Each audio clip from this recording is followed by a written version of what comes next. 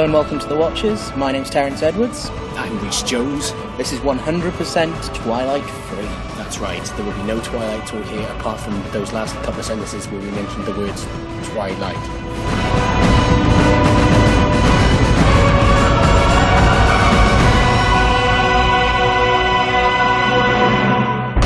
Here's the news this week. Ben Whishaw's role in the upcoming 007 film Skyfall has been announced. According to his agent, he will be playing none other than Q, MI6's gadget man.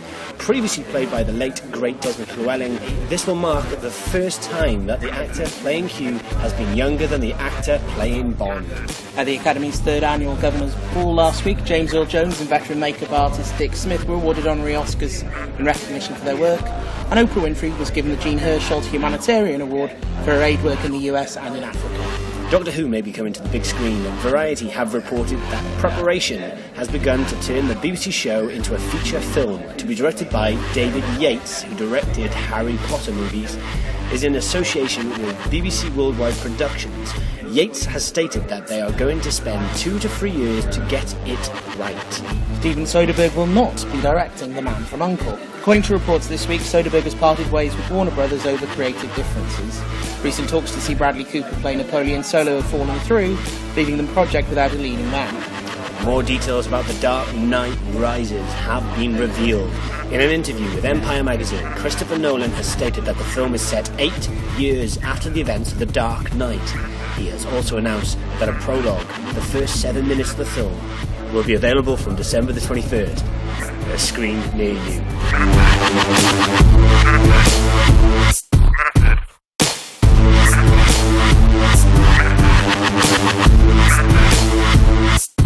So we're here, it's a Saturday night. We're going to watch 50-50. What's your thoughts? I'm not quite sure what to expect about it. I mean, the phrase cancer comedy seems like a massive contradiction in terms, but it does have a strong cast and could be worth a laugh or two. We'll give it a go. We'll give it a punt. We'll see how the cancer comedy goes down after this. Don't do this. What are you talking about? Please don't do this. You said you liked this You're gonna idea. look stupid. You said you would do it. You're gonna look weird. Come on, let's just do it. Wait a minute. What do you use these for? My body. We shouldn't have done this. Yeah, big mistake. Using your balls trimmers instead of going to a barber. I never watched them ever. Hello? Hey, it's Adam. Adam? What's going on? It's probably having a nervous breakdown. What are your chances? It said 50-50. It's not that bad. You were a casino game. You'd have the best odds. It's what everybody's been saying. You'll feel better and don't worry and this is all fine, and like, it's not. You can't change your situation. The only thing that you can change is how you choose to deal with that.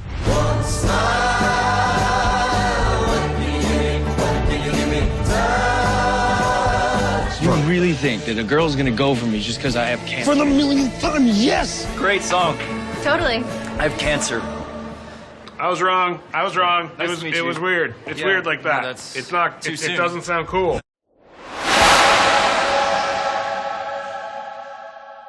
I've got to say, I really was surprised how much of a good film it was.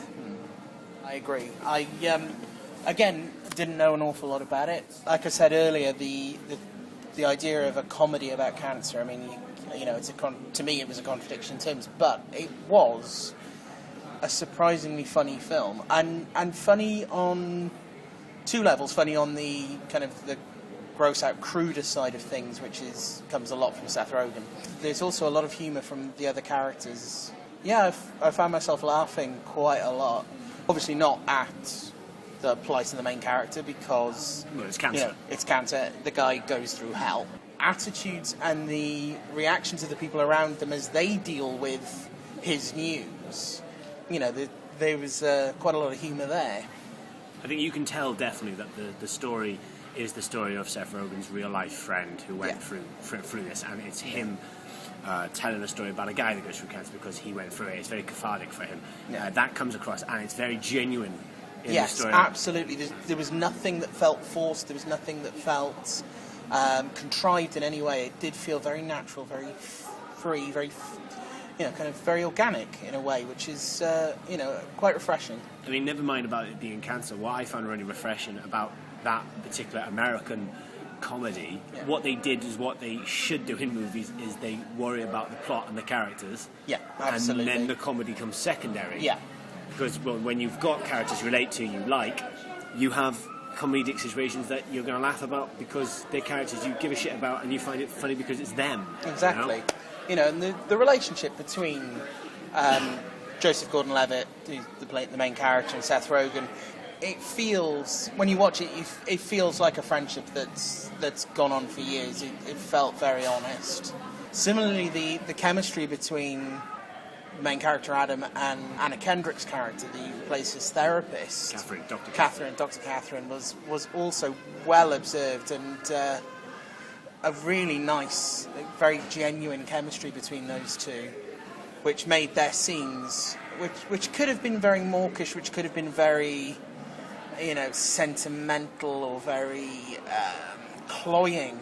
It actually gave him a bit of an edge, which I thought was very good. In my opinion, a movie like that is like walking on a tightrope, and if you go left, you go right, you're going to fall off. Yeah. If you get it perfectly right down the line, you're going to reach the destination, which in this case was a very good film, very well written, very clever, very intelligently written, which shows a very good side of Seth Rogen, and I really hope that his talents are what that film is about. He should make more films like that, and Jesus, not another Green Hornet. No, I think it's a combination of a very well written script, very natural direction. There's quite a nice kind of vein of humour and camaraderie in that kind of those group settings. And very real. It felt very real how people would go through. It wasn't contrived. It wasn't. I know I infuse about movies a lot, and I bust from the hip about blockbusters, but this film, I can't infuse enough that this film has everything right. I just think we should cut to the chase and do stars, because in my opinion it was I want to give it 5, just because I think it was fantastic. I'm going to give it a 5. I'm going to give it 4.5. There are only a couple of bits in it which I think stops it being completely flawless. Some of the crudity was a little bit wearing. Apart from that, I think it's got a perfect mix of comedy, drama. I will happily hold my hands up and say I cried. There's one particular scene where everything the House of Cards comes down, and I don't think that's spoiling too much to say that. No, but it's very difficult to talk about this film. And I laughed throughout it. The relationships are real, and I think it is one, don't be put off by seeing anything that says it's about a guy with cancer, because it's positively life-affirming. I think it's safe to say, and if I'm just going to end what I'm going to say about this film by saying this, I would say go watch it, because it's a story that will touch everyone. Absolutely.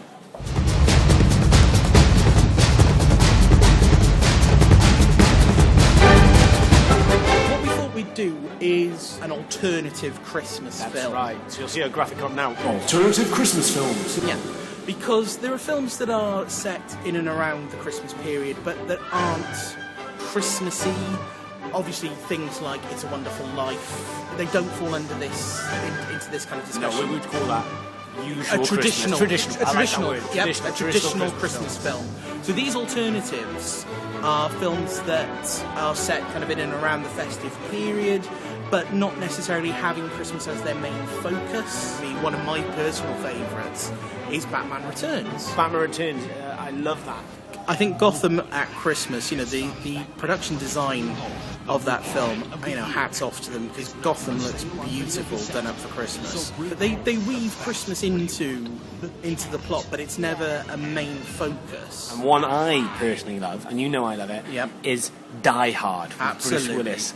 That film is set at Christmas. To me, that is a Christmas movie. I'll sit down every year and I'll watch it at Christmas, and I'll watch John McClane kick the crap out of terrorists in a big tower. One that I like, and again, probably not one that is you would usually think of as a Christmas film, is Gremlins. When I was a very, very young boy, for weeks afterwards, I wouldn't go near our Christmas tree because I thought there was a gremlin hiding in it. So that's 3 examples we got off the top of our heads. So basically, that's put the forum out there. It's about searching for that alternative Christmas. That is your alternative Christmas movie. What you watch at Christmas time, what is to you, in essence, a Christmas film, but to everyone else is not. Our discussion on what we're terming traditional Christmas films, I mean, we're going to film that at another time. Yes, we'll discuss that another time. Me and Tez will definitely put together a top 10 list of our favourite Christmas films. We'll pick 5 each, I think is the best way to do it. That sounds fun to me. There we are then, we'll do that soon. Fantastic.